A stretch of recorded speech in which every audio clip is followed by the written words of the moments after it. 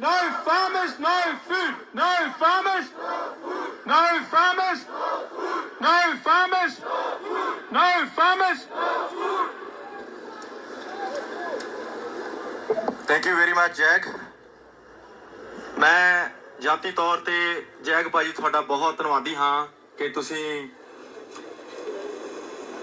ਆਪਣਾ ਜਿਹੜਾ ਕੰਸਰਨ ਹੈ ਉਹ ਤੁਸੀਂ ਬਹੁਤ ਵਧੀਆ ਤਰੀਕੇ ਨਾਲ ਸਾਡੇ ਸਾਰਿਆਂ ਨਾਲ ਸ਼ੇਅਰ ਕੀਤਾ ਹੈ ਤੇ ਮੈਂ ਇਹਨਾਂ ਗੱਲਾਂ ਦੇ ਨਾਲ ਸੁਖਮਨੀ ਕੌਰ ਨੂੰ ਬੁਲਾਉਣਾ ਚਾਹੁੰਦਾ ਤੇ ਆਪਾਂ ਉਹਨਾਂ ਦੇ ਵਿਚਾਰ ਸੁਣਦੇ ਹਾਂ ਜੀ। ਧੰਨਵਾਦ ਜੀ।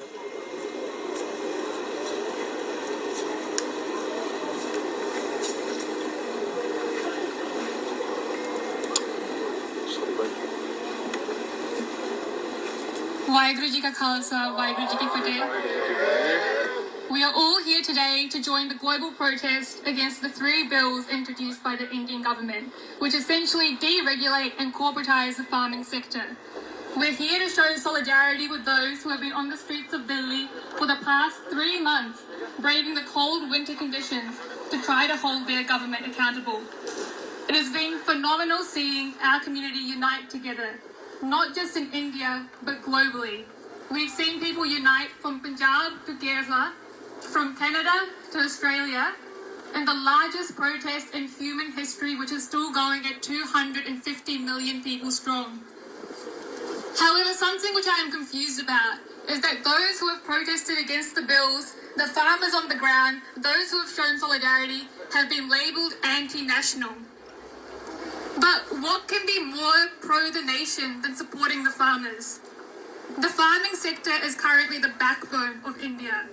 It not only feeds the entire population, but it also provides hundreds of millions of people with their prime source of livelihood. Over 60% of India's population is dependent on farming for their livelihood. So how can protesting to support farmers be anti-national? Why isn't the sector which feeds a nation the source of national pride?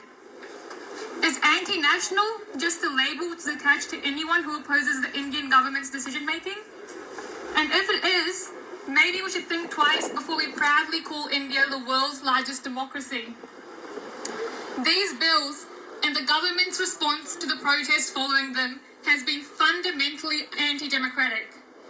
These bills were quietly passed during a global pandemic when people were already struggling without any consultation with the farming sector. Those whose livelihoods would be destroyed by the contents of the bills had no voice when it came to their conception.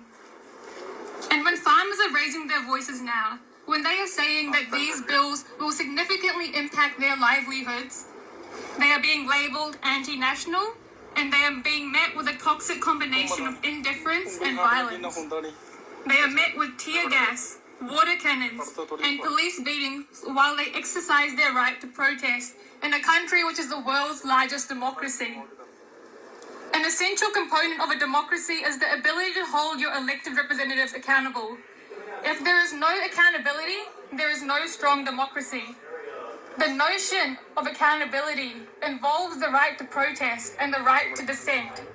When peaceful protest is met with violence and the suppression of human rights, we need to speak up.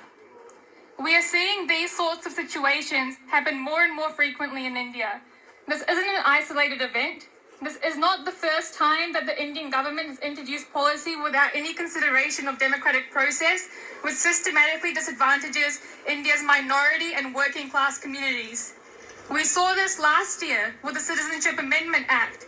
We saw it before then with Kashmir. We saw it before that with demonetization.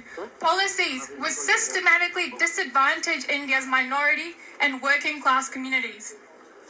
And now we are seeing it again with these farmer bills.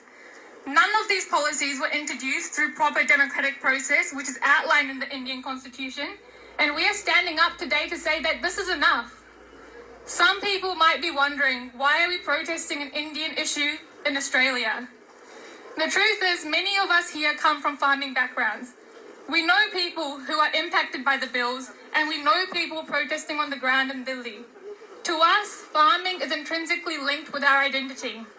We are protesting here to show the people on the ground that we hear their voices And while we can't be with them, we are still standing in solidarity with them here. We are protesting here today to show the Indian government that we see their human rights abuses, and as members of the Indian diaspora who are still heavily connected with their homelands, we hope to see a peaceful and democratic resolution, one where the voices of the farming sector are heard. The world is watching. Waheguru Ji Ka Khalsa, Waheguru Ji Ki Fateh. Bole Sonia!